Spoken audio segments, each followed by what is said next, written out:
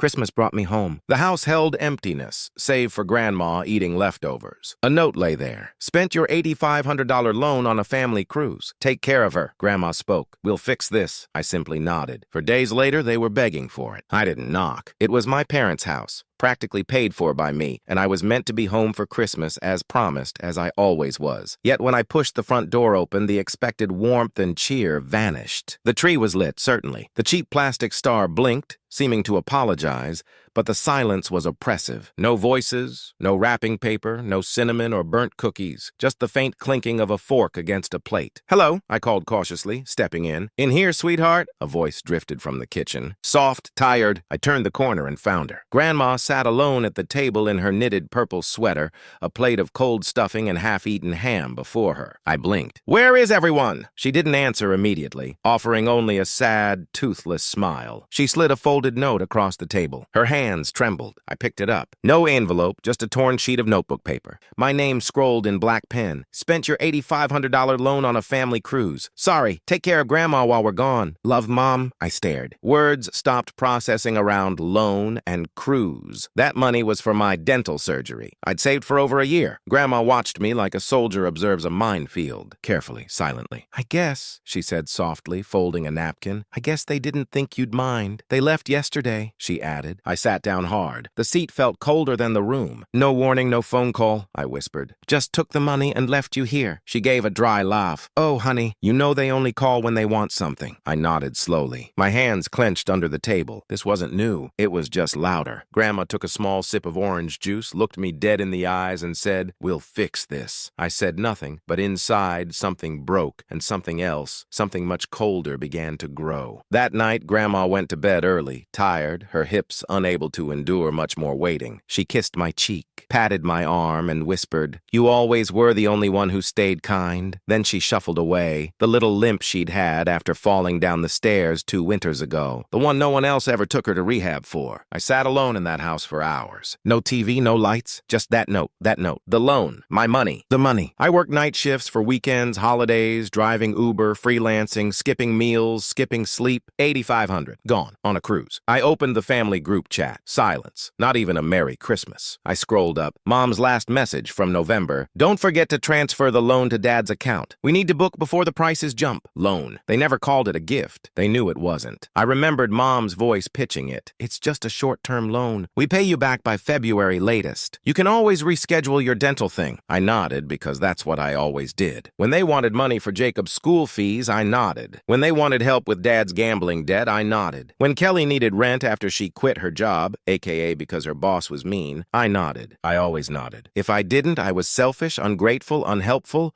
Family comes first. After everything we've done for you, done for me. They kicked me out at 17 for refusing to lie for Jacob after he stole Grandma's painkillers. They missed my college graduation.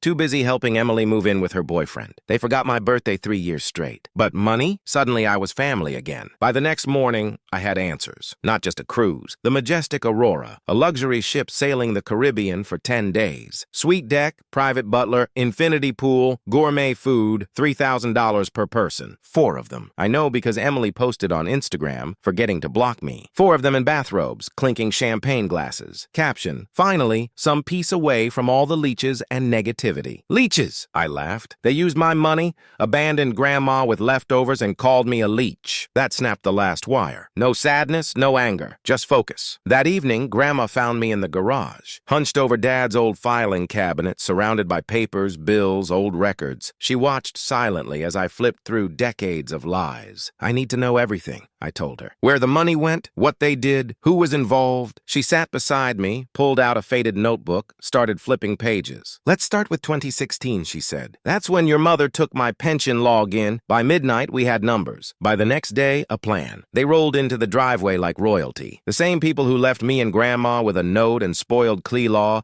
came home like heroes returning from war." Laughter spilled in before the door opened. Emily entered first, dragging a designer suitcase, hair braided, nails fresh. "Ugh, I am so glad to be back. That last dinner gave me hives." Behind her, Mom swept in, villain elegant elegance, sunglasses indoors. "Did you even clean up a little?" she asked, stepping over Grandma's shawl like trash. Dad followed, red-faced, bloated from buffets. He grunted, seeing me. "Oh, you're still here?" Jacob entered last, ignored Grandma, dumped bags, collapsed onto the couch. I didn't speak. I sat at the table, hands folded, calm. "Ready? Where's the food?" Mom asked, scanning the kitchen like she owned it. "In the fridge," I said. "Still plenty of the ham you left." Jacob laughed. "Still on that?" he muttered. "Dude, just order takeout. It's not like you're broke." I stood slowly. "Glad you're all here. Sit down. I've got something to show you." Jacob rolled his eyes, slumped into a chair. Dad cracked his knuckles. Emily searched for an outlet. I turned the laptop screen toward them and clicked play. First video, a spreadsheet. Not just any, a financial audit I spent 4 days building with Grandma. Every dollar transferred from her pension. Every ATM withdrawal at Dad's gas stations. Every Zelle payment for emergencies, Sephora, Apple charges. "Where'd you get this?" Mom asked, voice tight. "From her bank," I said. "You should be careful with someone else's password." Second video, Venmo screenshots. Account logins from Mom's devices, access points matching Dad's betting habits. Then emails. Mom to Emily. "He won't notice the cruise deposit missing. He trusts us too much." Emily replied, "He's a softie. Plus, who leaves Grandma alone on Christmas anyway?" My jaw clenched, but I continued. "I could stop here," I said. "But I won't. One more file." A voice recording. "Kelly, Jacob's wife, 2 nights ago, sobbing on our porch. I didn't want to go. I begged him. But Jacob said if you didn't give the money, they'd just leave her and deal with it later. I only stayed quiet because he said it'd blow over. I'm sorry. I couldn't take it anymore." Jacob sprang up. "You recorded my wife?" "That's illegal." "No," I said. "She asked me to. She said she was tired of lying for you. Tired of watching you bleed people dry." Dad stood, face red with rage. "You little snake. You've been digging into our accounts like someone who's done being robbed." I snapped. I opened one last tab. A pre-written email. Subject, formal report of elder financial abuse. Evidence attached. Addresses, Social Security Fraud Division, Grandma's attorney, county ombudsman, 2 local news outlets. "You have 48 hours. I said, voice level, "to return every penny or I send this." "All of it." Emily's hands trembled. "You're bluffing. You'd ruin your own family." "No," I said. "You ruined yourselves. I'm just sending the bill." Grandma stood slowly.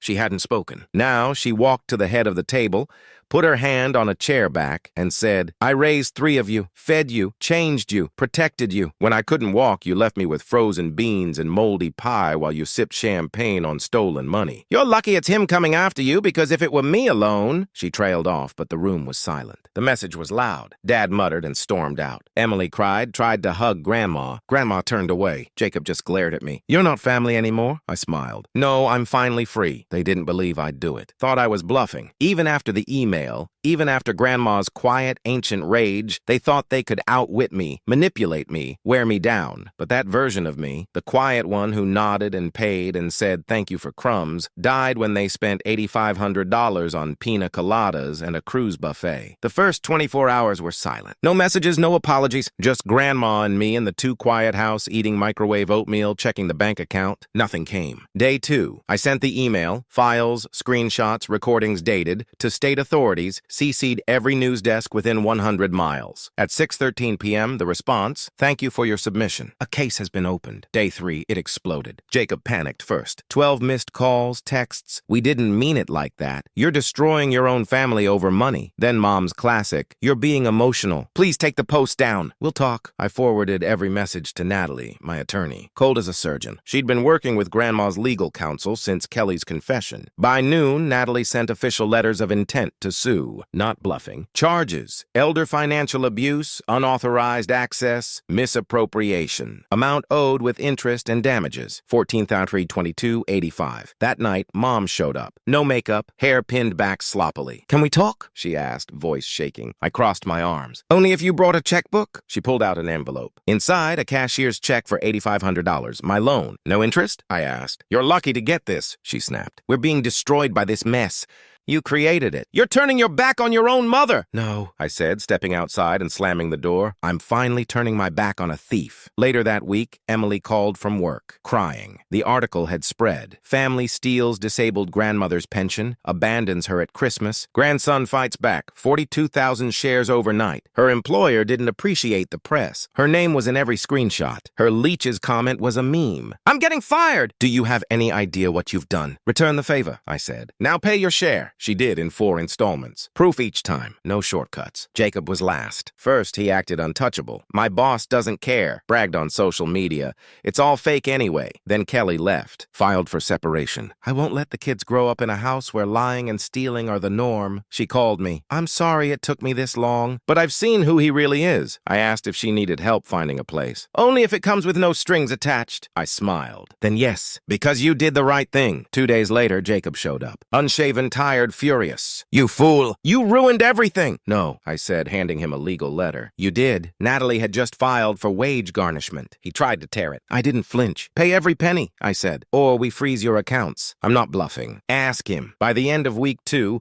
all the money was back. $8,500 from Mom, Dad, $3,100 from Emily with interest, $1,700 from Jacob. Humiliatingly, a loan from his boss. Total, $1,400 and change. I used $3,000 for my dental surgery, $2,000 for Grandma's lift chair and a home nurse. The rest went into a locked, interest-bearing account in Grandma's name, only she and I could access. When I showed her the paperwork, she cried. They took everything from me, she whispered. But they didn't take you. And just like that, I'd won. Not just the money, the legal war. I'd won myself back. The weight, guilt, obligation, quiet shame of being less loved fell off like a bad coat. I stood straighter than in years. They stopped calling. Silence? For the first time, it had a pulse. Not panicked guilt, not heavy shame. A clean surgical silence. After cutting out something infected, the money was back, the house quiet. Grandma slept through the night, no longer waking hourly, fearing someone would steal her dignity. And me? I was becoming someone they couldn't control. In the weeks after, I didn't just collect money. I collected my life. Quit the draining job. Took a remote contract, better pay my hours back. Took Grandma to her favorite dusty diner, checkerboard floors, worst coffee. She laughed more in an hour than in 5 years. I miss this, she said, dipping fries into her milkshake. You mean your arteries miss this? I teased. She shrugged. I'd rather die laughing with you than choke on cruise shrimp with those snakes. Fair. But even peace has ghosts. They didn't call, but they talked. Emily posted, some people don't understand forgiveness, paired with a church candle photo. Mom told distant relatives I'd manipulated Grandma in her old age. Left out her plastic surgery debt paid with Grandma's pension. Jacob went full delusional. Posted a reel about toxic siblings using Succession audio, caption,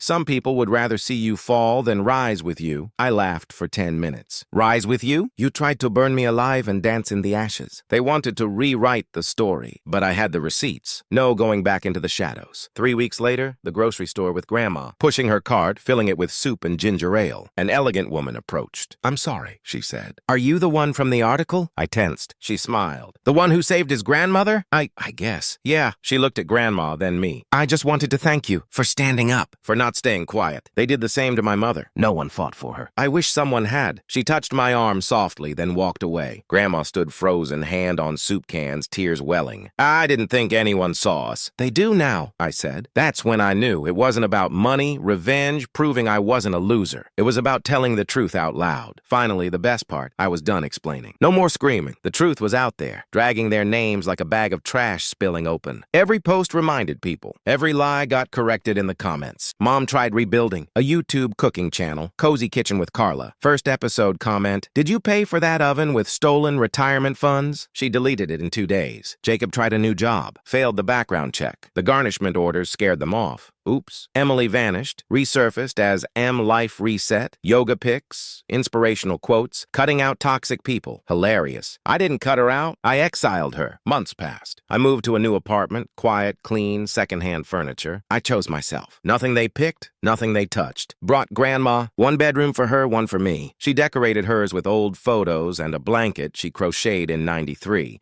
Called it the fort. One evening, she knocked. I have a question, she said, sitting on my bed. When you saw that note, why didn't you just leave? Why stay? I thought. Because I remembered who I was before they made me forget. She looked at me long, then nodded. I'm proud of you, sweetheart. That broke me more than any insult. She meant it. No one else in that family ever did. Weeks later, I ran into Kelly outside a coffee shop. Healthier, lighter, happier. Taking night classes, building something. I didn't know I could live like this, she said, without being afraid of what he'd do next. You gave me that, I said. said. She stepped closer. You changed more than just your life, you know. I nodded. Maybe for the first time, I believed it. So here's my ending. What happened to the family? They destroyed their own name trying to bury mine. What happened to me? I stopped waiting for them to call me family and started building one with people who never made me beg for love. And now I sleep peacefully, all lights off. No longer afraid of what they'll take next. They already took everything, and I took it back.